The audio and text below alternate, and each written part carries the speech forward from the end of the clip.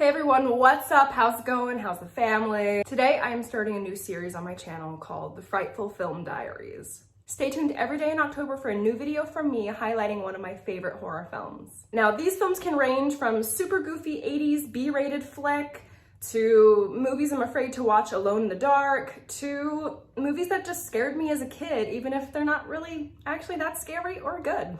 Now without much further ado, let's introduce the first film. Ever wondered what it would be like if children took over a corn maze and started a cult? Look no further than today's film, The Children of the Corn. Children of the Corn is a 1984 American supernatural horror film directed by Fritz Kirsch. The film is an adaptation of Stephen King's short story of the same name and is known for its eerie depiction of rural terror.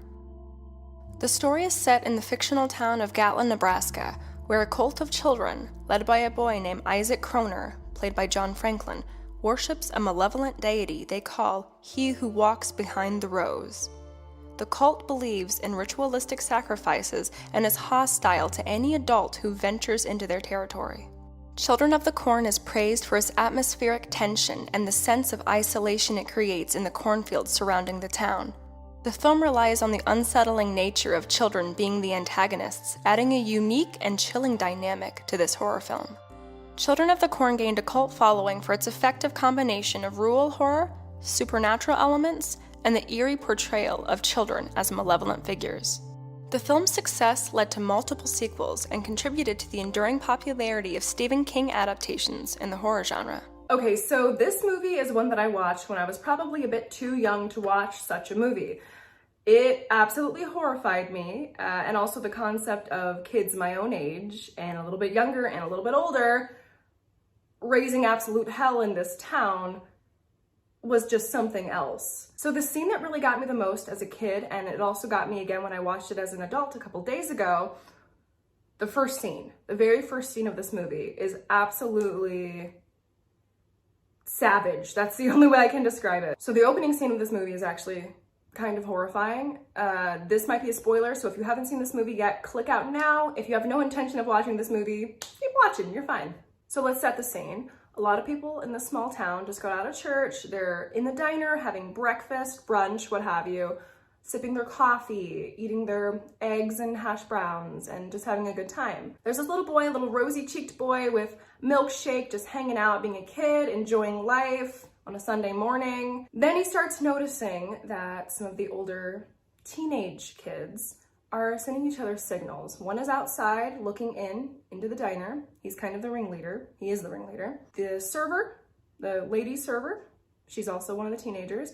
And then there's another boy in there who is just waiting for the call. So they all exchange hand signals, and then one goes up, locks the door. Then they start passing around something from teenager to teenager. They're passing something through the diner. They hand it to the server.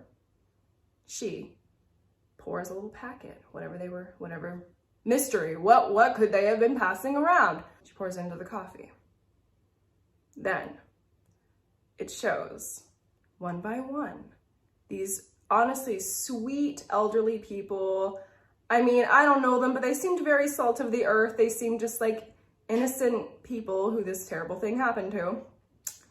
One by one, right after they're even done saying, "This is good coffee," like so sweet, "This is good coffee," and they all start choking, right? They all start grabbing their throats and they fall back. The ones that don't die from the coffee are attacked with, I believe, machetes, some sort of large knife instrument, and they meet their fate right then and there in the diner. And that is how the movie starts. As a kid, my friend, that was damn near traumatizing. Now, if anyone's ever curious as to why I am kind of weird, why I am the way I am, it's because I consumed a lot of media like this from a young age. I really have always loved horror movies, for the better or for the worse. They may have given me nightmares for a big portion of my childhood, but who cares, man?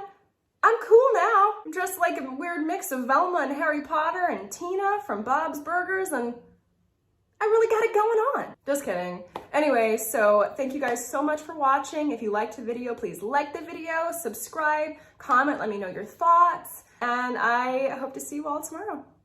Bye.